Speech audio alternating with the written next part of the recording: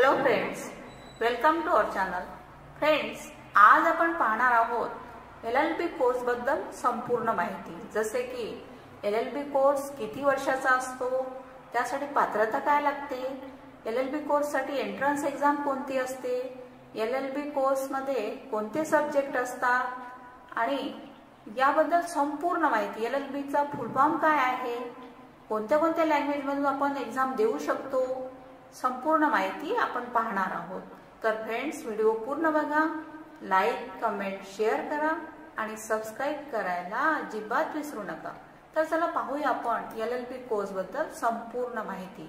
आता प्रत्येकाच्या मनात अनेक प्रश्न असतात, जसे की काय असते BA LLB, BCom LLB, BSc LLB आणि त्यामध्ये प्रवेश कसा घ्यायचा, 12वी नंतर डायरेक्ट करता येते का, त्यासाठी 12वी नंतर डायरेक्ट करायचा असेल तर प्रवेश कोणत्या कोर्समध्ये घ्यायचा, की 5 इयर्सला घ्यायचा की 3 इयर्सला घ्यायचा, आता कोणत्या प्रवेश परीक्षा द्याव्या लागतात. आता LLB कोर्स कायदेशीर व्यवसायात करिअरसाठी LLB पहिली व्यावसायिक पदवी आहे. वकील म्हणून काम करण्यासाठी LLB पदवी आवश्यक आहे. आता LLBचा फुल फॉर्म म्हणजे काय काय होतो, तर bachelor of law, bachelor of legislative law आणि लीगल बॅकॅलॉरस. तुम्हाला माहिती आहे का LLB कोर्स काय आहे? आता प्रत्येकाच्या मनात अनेक शंका असतात, अनेक प्रश्न असतात, तर ते आपण सर्व इथे पाहूया. LLB कोर्स काय आहे, LLB कोर्स कोण करू शकतं, प्रवेश प्रक्रिया कशी असते, कोर्स फी किती असते, कोर्स कालावधी किती असतो, कोर्सचा अभ्यासक्रम काय असतो, LLB नंतरची करिअर संधी म्हणजे आपण LLB नंतर काय काय करू शकतो, याबद्दल संपूर्ण माहिती पाहूया. आता LLB साठी पात्रता कोणती असते? जर तुम्हाला 12वी नंतर कायदा शिकायचा असेल तर तुम्ही 12वीत किमान 45% गुण मिळवलेले असणे आवश्यक आहे. सोबतच लॉ CET म्हणजेच MHला CET दिलेली असल्यास तुम्ही 5 वर्षाचा मीन्स 5 इयर्स LLB कोर्स करू शकता. आता जर तुम्ही आधीच पदवीधर म्हणजेच ग्रॅज्युएट असाल तर MHला CET देऊन तुम्ही 3 वर्षाचा LLB course means 3 years LLB कोर्सला प्रवेश घेऊ शकता. आता LLB कोर्स प्रवेश प्रक्रिया काय असते? 3 वर्षीय पदवी अभ्यासक्रम आणि 5 वर्षीय पदवी अभ्यासक्रमासाठी मीन्स 3 इयर्स आणि 5 इयर्स अभ्यासक्रमासाठी प्रवेश घेण्यासाठी सर्वप्रथम तुम्हाला लॉ CET मीन्स MHला CET म्हणजेच राज्यस्तरीय सामायिक प्रवेश परीक्षा देणे आवश्यक असते.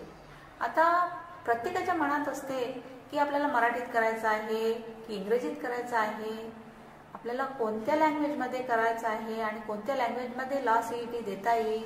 तर या परीक्षा तुम्हाला मराठी किंवा इंग्रजी कोणत्याही एका लँग्वेजमध्ये देता येईल.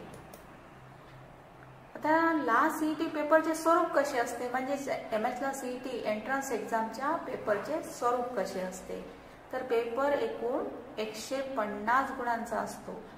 सर्व प्रश्न हे बहुपर्यायी मीन्स मल्टिपल चॉईस क्वेश्चन असतात आणि प्रत्येक प्रश्नाला 1 गुण म्हणजे 150 प्रश्न आणि 150 गुण असतात. आता हे प्रश्न सोडविण्यासाठी तुमच्याकडे 2 तासाचा अवधी असतो. आता 3 वर्षाचा LLB पदवी अभ्यासक्रम CETचे विषय आणि गुणांचे विभाजन पाहूया आपण. म्हणजे 3 इयर्स LLB कोर्स हा यामध्ये गुण अभ्यासक्रम कोणते कोणते असतात, तर नंबर 1 कायदेविषयक अभिवृत्ती मीन्स लीगल ॲप्टिट्यूड 30 गुण 30 गुणांचा असतो. नंबर 2 सामान्य ज्ञान आणि चालू घडामोडी general knowledge with current affairs 40 गुण आणि नंबर 3 वर आहे तार्किक आणि विश्लेषणात्मक प्रश्न मीन्स यालाच म्हणतात लॉजिकल अँड ॲनालिटिकल रिझनिंग याला 30 गुण आहेत. आणि नेक्स्ट सब्जेक्ट आहे इंग्रजी मीन्स इंग्लिश, याला गुण आहेत 50. एकूण असे 150 गुणांचा पेपर असतो. आता 5 वर्षाचा LLB पदवी अभ्यासक्रम मीन्स 5 इयर्स LLB कोर्ससाठी CETचे विषय आणि गुणांचे विभाजन यामध्ये थोडासा फरक आहे. नंबर 1 वर आहे कायदेविषयक अभिवृत्ती मीन्स तोच लीगल ॲप्टिट्यूड 40 गुणांसाठी. नंबर 2 वर आहे सामान्य ज्ञान आणि चालू घडामोडी means general knowledge with current affairs 30 गुण. नंबर 3 वर आहे विश्लेषणात्मक प्रश्न मीन्स लॉजिकल रिझनिंग 40 गुण. आणि नंबर 4 वर आहे इंग्रजी मीन्स 30 गुण. आणि नंबर 5 हा वेगळा सब्जेक्ट असतो 5 इयर्स LLB कोर्ससाठी, जसं की बेसिक मॅथमॅटिक्स 10 स्टँडर्डचं मॅथमॅटिक्स असते, त्यावर प्रश्न विचारलेले जातात. आणि हा आहे 10 गुणांसाठी. एकूण 150 गुणांचा पेपर असतो हा. आता एक विशेष महत्त्वाची गोष्ट आहे की यामध्ये निगेटिव्ह मार्किंग नाही आहे. एंट्रन्स एक्झाममध्ये निगेटिव्ह मार्किंग नाही आहे. तर पुढे पाहूया आपण. LLB कोर्स कालावधी ग्रॅज्युएट नंतर 3 वर्ष LLB कोर्स करता येतो तुम्हाला आणि 12वी नंतर 5 वर्ष LLB कोर्स. आता LLB कोर्स कालावधी जर तुम्हाला 12वी नंतर LLB कोर्स करायचा असेल तर 5 वर्षाचा कोर्स उपलब्ध आहे. यामध्ये तुम्हाला ग्रॅज्युएशन सोबत LLB डिग्री सुद्धा मिळत असते. यालाच इंटिग्रेटेड LLB कोर्स म्हटले जाते. जर तुम्हाला ग्रॅज्युएशन नंतर LLB कोर्स करायचा असेल तर 3 वर्षाचा कोर्स उपलब्ध आहे. विशेष म्हणजे LLB कोर्स करण्यासाठी वयाची कोणतीही मर्यादा दिलेली नाही फ्रेंड्स. ही गोष्ट लक्षात ठेवा की एज लिमिट नाही. तुम्ही कोणत्याही वयात LLB कोर्स करू शकता. आता LLB कोर्सचा अभ्यासक्रम कोणता असतो तर पाहूया. बरेचसे सब्जेक्ट असतात. सेमिस्टर पॅटर्नमध्ये प्रत्येक सेमिस्टरनुसार तुम्हाला सब्जेक्ट बदलतात. काही ऑप्शनल असतात, काही कंपल्सरी असतात. तर पाहूया आपण सब्जेक्ट कोणते कोणते असतात. तर कोणत्या कोणत्या सेमिस्टरला तुम्हाला मॅट्रिमोनियल लॉज असतील, जसे की हिंदू मॅरेज ॲक्ट, मुस्लिम law, Parsi Christian act, evidence act, criminal procedure code सुद्धा असेल. पुढं कॉन्स्टिट्यूशन असेल, ज्युरिस्प्रुडन्स असेल, कंपनी लॉ असेल, कौटुंबिक कायदा, कंपनी कायदा, व्यावसायिक कायदा असेल, कॉर्पोरेट कायदा सुद्धा असेल, गुन्हेगारी कायदा, कामगार कायदा, ग्राहक संरक्षण कायदा, घटनात्मक कायदा मीन्स कॉन्स्टिट्यूशन, मानवाधिकार आणि आंतरराष्ट्रीय कायदा मीन्स ह्युमन राईट्स ॲक्ट, पर्यावरणीय कायदा मीन्स एन्व्हायरमेंट ॲक्ट, करार कायदा, विमा कायदा, इन्शुरन्स ॲक्ट, कर आकारणी कायदा, टॅक्स, अशा अनेक कायद्यांचा अभ्यास तुम्ही यातून करू शकता.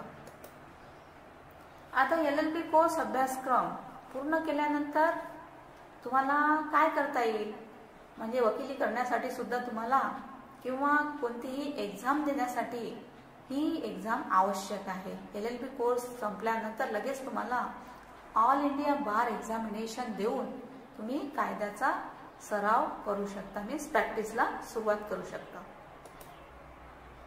आता LLB नंतर नोकरीचे प्रमुख पर्याय जसे की काय काय करू शकतो आपण. LLB नंतर न्यायालयात वकील म्हणून कार्य करू शकतो, सरकारी वकील म्हणून काम करू शकतो, सरकारी संस्था, बँका, कायदेशीर विभाग व कॉर्पोरेट कंपन्यांमध्ये कायदेशीर सल्लागार म्हणून कार्य करू शकतो, व्याख्याता मीन्स लेक्चरर म्हणूनही तुम्ही कार्य करू शकता.